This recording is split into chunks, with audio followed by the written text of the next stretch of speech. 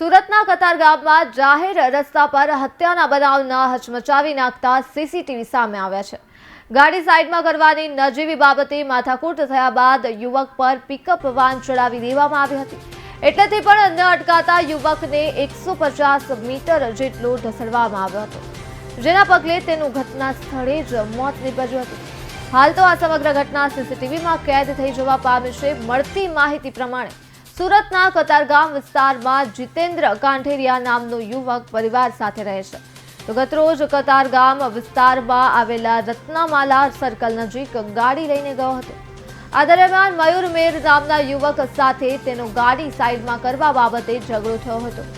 પહેલા બોલાચાલી સાથે શરૂ થયેલો ઝઘડો ઉગ્ર બની ગયો હતો। મયુર મેર એટલો ઉશ્કેરાઈ ગયો હતો કે તેણે જીતેન્દ્રને મોતને ઘાટ ઉતારી દીધો હતો। તો પિકઅપ વાનની નીચે ઢસડાતા યુવકને જોઈને મોટી સંખ્યામાં લોકો એકઠા થઈ ગયા હતા, જેના પગલે કેટલાક લોકો તો પિકઅપ વાનને અટકાવવા માટે આડા ઉભા રહી ગયા હતા। તો આ દરમિયાન જીતેન્દ્રને બહાર કાઢી લેવામાં આવ્યો હતો અને ત્યારબાદ મયુર ફૂલ સ્પીડમાં પિકઅપ વાનને લઈને ભાગી જવામાં સફળ થયો હતો। જોકે આ ઘટનાના પગલે સુરત ક્રાઇમ બ્રાન્ચ દ્વારા આરોપી મયુરને ગણતરીના કલાકોમાં જ ઝડપી પાડ્યો છે। હાલ તો આ મામલે કતારગામ પોલીસમાં ગુનો નોંધી વધુ તપાસ કરવામાં આવી છે। તો સુરતથી મામલો સામે આવ્યો છે, જ્યાં ગાડી સાઈડમાં કરવા બાબતે માથાકૂટ થઈ હતી અને યુવક પર પિકઅપ વાન ચડાવી દેવામાં આવી હતી।